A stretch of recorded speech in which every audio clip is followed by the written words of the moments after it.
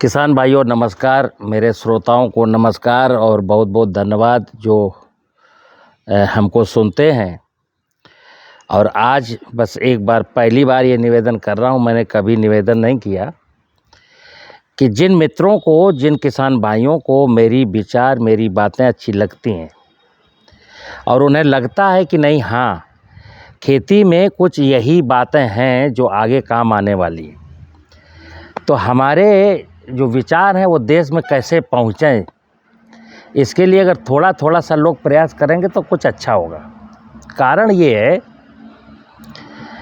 कि किसान अगर जागरूक नहीं हो पाया समय से, तो ये काल बहुत ख़राब है। ये समय, ये काल चक्र जो है ना, किसान के लिए बहुत हानिकारक है। हालांकि बाद में ये हानिकारक तो सब के लिए होना है, लेकिन सफ़रर सबसे पहले किसान है। चूँकि उत्तम कही जाने वाला कृषि व्यवसाय, उत्तम कहा जाने वाला कृषि व्यवसाय आज सबसे निचले पायदान पर खड़ा हो गया। कारण ये कि सब व्यक्तियों ने, हर व्यवसाय के लोगों ने अपने अपने व्यवसाय की पूजा की और किसान को बेवकूफ़ बनाया, या कि जाने अनजाने किसान बेवकूफ़ बन गया। किसान ने अपने व्यवसाय की पूजा बंद कर दी। किसान खेती में कुछ तीसरे लोग जो घुसे हैं ना, वो किसी मकसद के लिए घुसे हैं।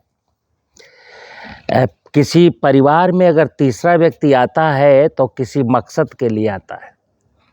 ऐसे ही खेती की खुशहाली, खेती की तरक्की के नाम पर जो आज हो रहा है ना, वो अच्छा नहीं हो रहा है। चलिए, तो मुद्दा मेरा ये है कि देश का 14.5 करोड़ किसान मुस्कुराए। हम कभी चंद किसानों की बात नहीं करते।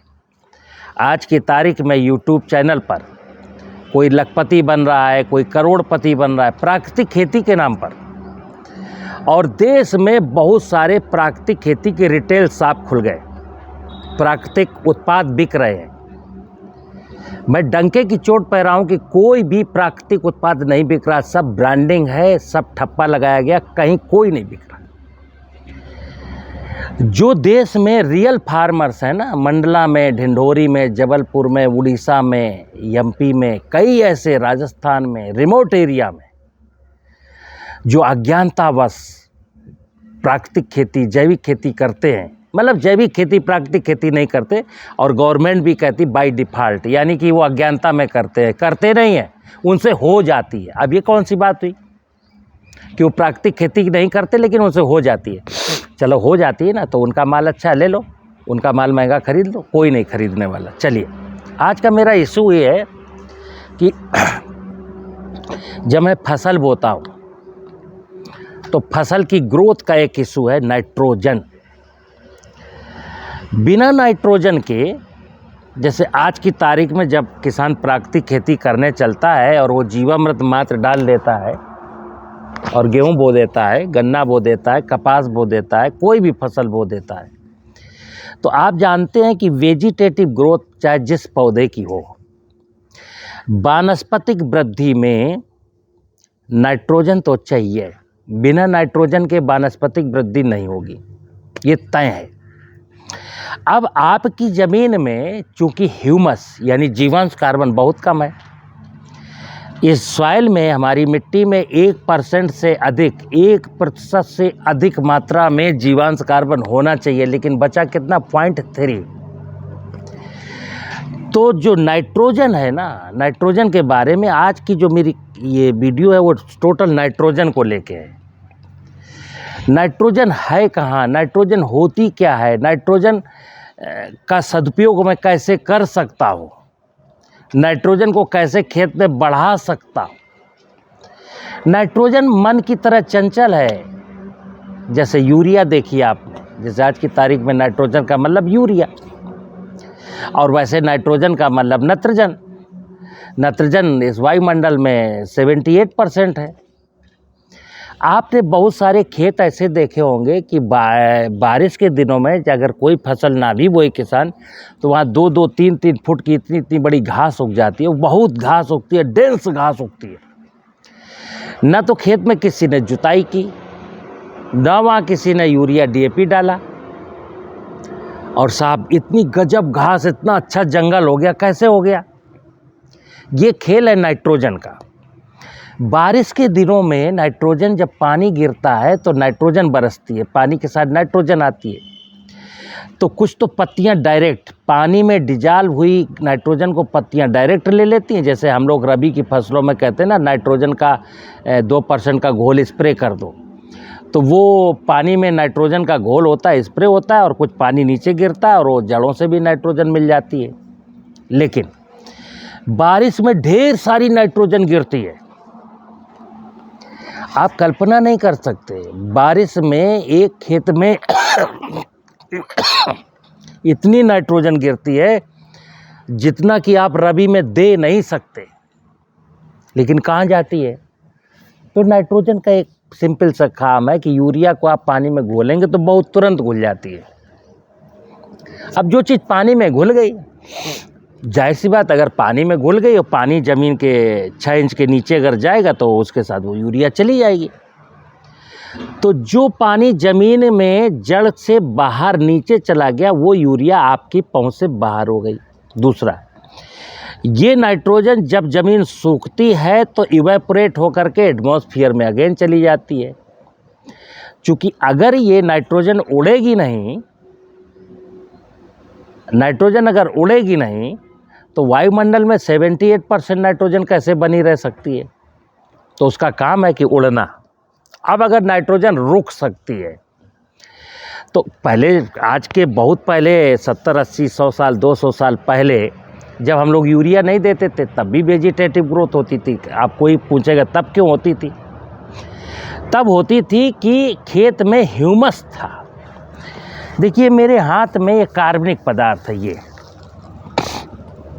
ये कार्बनिक पदार्थ है। इस कार्बनिक पदार्थ, ये जो घास फूस है, ये खेत से 16 पोषक तत्व लाई है।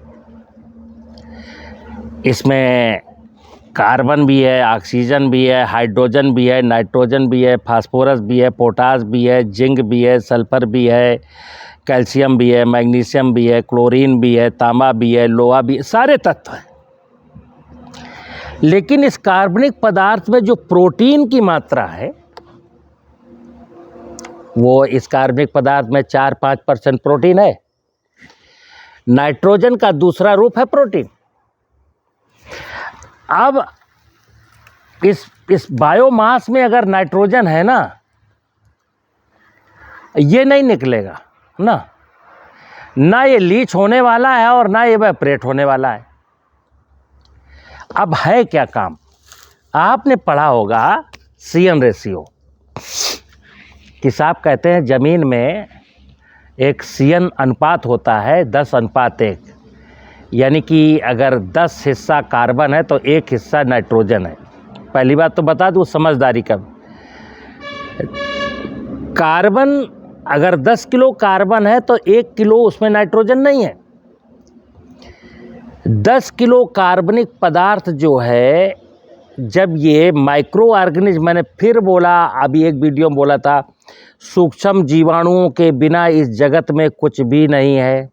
अब जैसे ये कार्बनिक पदार्थ है, अब मैंने कहा कि ये मैं इस गुलाब के पेड़ में डाल देता हूँ, खुरपी से मिला देता हूँ, तो क्या आप समझते हैं ये गुलाब का पेड़ इस घास को खा लेगा? ना, कोई मतलब नहीं है, नहीं खाएगा। बोले फिर इसका क्या होगा? हमने कहा यहीं पड़ा रहेगा। फिर क्या होगा? बोले पदार्थ टूटेगा, और अगर यहाँ पर सूक्ष्म जीव होंगे और नमी होगी तो फिर इस बायोमास में से ह्यूमस बनेगा। ह्यूमस का मतलब इसके आसपास बहुत सारे बेनिफिशियल माइक्रोब्स इसके इर्द गिर्द होंगे, वो इसको पचाने में सहायता करेंगे। फिर उनके जीवाणु कुछ मरेंगे, और जब मर जाएंगे उससे जो निकलेगा, तो केवल नाइट्रोजन तो निकलेगी नहीं, उससे जब कुछ भी चीज़ निकलेगा तो उसमें नाइट्रोजन भी निकलेगी, फास्फेट भी निकलेगा, पोटास भी निकलेगा, जिंक भी निकलेगा, कॉपर भी निकलेगा, मैग्नीज भी निकलेगा। यानी कि प्लांट को जितनी चीज़ें चाहिए सब निकलेंगी। अन्यथा जब हम ये नहीं देते, अगर ये कार्बन नहीं देंगे, जीवाणु नहीं डालेंगे, जीवाणु मारेंगे, तो क्या होगा?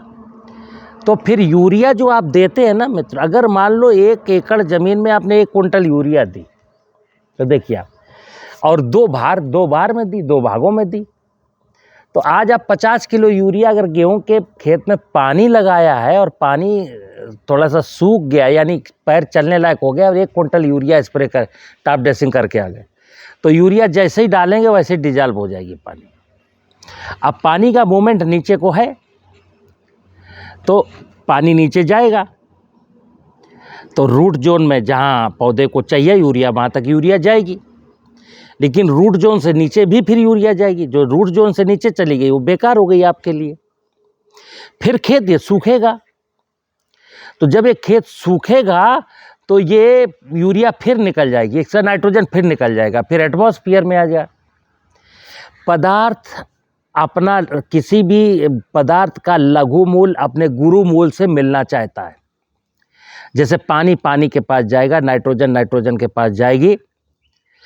अगर हमको नाइट्रोजन को रोकना है तो नाइट्रोजन हमेशा कार्बन में रुकेगी। इसीलिए कहते हैं खेत में जितना अधिक कार्बनिक पदार्थ डालेंगे, तो अभी जैसे किसान के खेत में 0.3% ह्यूमस है और वो गेहूं की खेती करना चाहता है, और साहब कहता है मैंने जीवामृत डाल दिया है, तो नो। मैं बोलता हूं कि अगर वैसे तो जिस खेत में 0.3% ऑर्गेनिक कार्बन, उससे गेहूं नहीं बोना चाहिए। प्राकृतिक खेती का नियम यही है, गेहूं नहीं बोना चाहिए, लेकिन उसकी मजबूरी है, कुछ भी मजबूरी हो, और गेहूं ही बोना है। तो प्राकृतिक खेती का ये भी मतलब नहीं कि अगर कुछ भी नहीं डालना, बंद करना तो सब कुछ बंद करो, नहीं तो सब कुछ डालो। क्यों भाई? हम समझ के साथ चलते हैं ना। तो जीवामृत डाला तो फास्फेट नहीं देंगे, पोटाश नहीं देंगे, जिंक नहीं देंगे। ये चीज़ मोबाइल नहीं है, ये जिंक उड़ करके नहीं जाता, फास्फेट उड़ करके ऊपर नहीं जाएगी, पोटाश उड़ करके ऊपर नहीं जाएगी, और ना ये बहुत ज़्यादा लीच होते हैं। एक लिमिट तक ही नीचे जाते हैं, पानी के साथ तो नीचे जाएंगे, लेकिन एक लिमिट तक। इनका मूवमेंट बहुत स्लो है, यूरिया का मूवमेंट बहुत फास्ट है। तो हमें अगर नाइट्रोजन बचानी है, नाइट्रोजन भी कम करनी, तो मैं अक्सर बोलता हूं कि पहले साल में आप अगर सही विधि से जीवामृत देंगे तो आप कोई भी रसायन मत दीजिए, लेकिन नाइट्रोजन ज़रूर दीजिए। और एक विधि और कहता हूं कि अगर चना, मटर, मसूर, राई की खेती करते और बरसात में जीवामृत डाल दिया था, तो आप बिंदास होकर खेती करिए, पैदावार नहीं घटेगी। अगर रबी में गेहूं बोना है और बरसात में जीवामृत डाला था, तो बेशक आप 50% नाइट्रोजन कम कर सकते हो। क्यों? क्योंकि बारिश में जब जीवामृत डाला था तो इसने ह्यूमस की मात्रा को रिच किया है, बढ़ाया है, तो कुछ तो नाइट्रोजन की पूर्ति वहाँ से कर पाएगा ये। लेकिन ऑल ऑफ सडन रबी में जीवामृत डाला, गेहूं बो दिया, और आप कहते हो यूरिया नहीं डालेंगे, पैदावार मेरी बराबर मिलनी चाहिए, तो कैसे मिलेगी? तो मित्र, नाइट्रोजन एक ऐसा पोषक तत्व है जिसके बिना कुछ भी संभव नहीं है, लेकिन इसका एक साइकिल है कि नाइट्रोजन वेजिटेटिव ग्रोथ के लिए चाहिए, क्योंकि वेजिटेटिव ग्रोथ में सबसे ज़्यादा नाइट्रोजन की ज़रूरत है। तो नाइट्रोजन जो क्रॉप आई उसमें नाइट्रोजन है भी ज़्यादा। अब अगर मैंने घास फूस, कूड़ा करकट, मल मूत्र इकट्ठा कर लिया, खेत में डाला, खेत में इस चीज़ की मात्रा मैंने बढ़ाई, तो अगले साल से हमको नाइट्रोजन की प्रतिपूर्ति होने लगेगी। मुद्दा यही है कि बिना मिट्टी में ऑर्गेनिक कार्बन को बढ़ाए, सॉइल में ऑर्गेनिक कार्बन को डालना है, और ऑर्गेनिक कार्बन डिकम्पोज हो जाए उसके लिए जीवाणु डालने, 2 चीज़ें डालनी। और अगर मेरे खेत में जीवान 0.3 था और 0.5 हुआ, फिर अगले साल 0.7 हुआ, 0.9 हुआ, 1% से अधिक हुआ, लगा समय 3 साल लगेगा, 4 साल लगेगा, लेकिन एक दिन आएगा जब मेरी ज़मीन में ह्यूमस की मात्रा बढ़ेगी।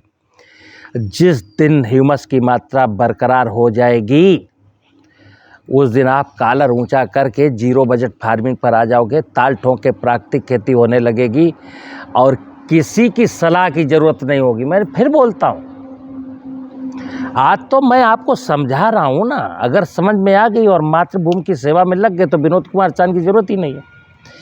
अगर जमीन को कोई कंसीडर कर लेता है तो किसी वैज्ञानिक को कंसीडर करने की जरूरत नहीं है, कॉन्सेप्ट क्लियर हो जाए। जैसे राम समझ में आ गए ना, अगर राम का चरित्र समझ में आ गया, जीवन में उतार लिया, तो रामायण पढ़ने की जरूरत नहीं है। अगर राम का चरित्र समझ में नहीं आया तो पढ़ते रहिए रामायण, कोई फायदा भी नहीं होने वाला है। रामायण पढ़ने से तो राम खुश होने वाले हैं नहीं। इसी प्रकार मैं प्राकृतिक खेती करता हूँ, ये कह देने मात्र से तो धरती माता खुश होने वाली है नहीं। मैंने साहब तुम्हें माता जी तुम्हें जीवामृत डाला, ये जीवामृत डालने से धरती माता खुश होने वाली है नहीं। धरती माता ये माँ है, आराध्य माँ है, आध्यात्मिक माँ है। ये चाहती है पुत्र तू मेरे लिए थोड़ा सा समर्पण दिखा, मैं तो वो माँ हूँ, अनादिकाल से तुमको पालती आई हूँ, और मैं अगर ठीक हूँ ना तो तुम्हारे ऊपर कोई कुदृष्टि नहीं डाल सकता है। लेकिन अगर तुमने मुझको इग्नोर किया तो फिर कस्तूरी कुंडल बसे मृग ढूंढे बनमाई। नमस्कार।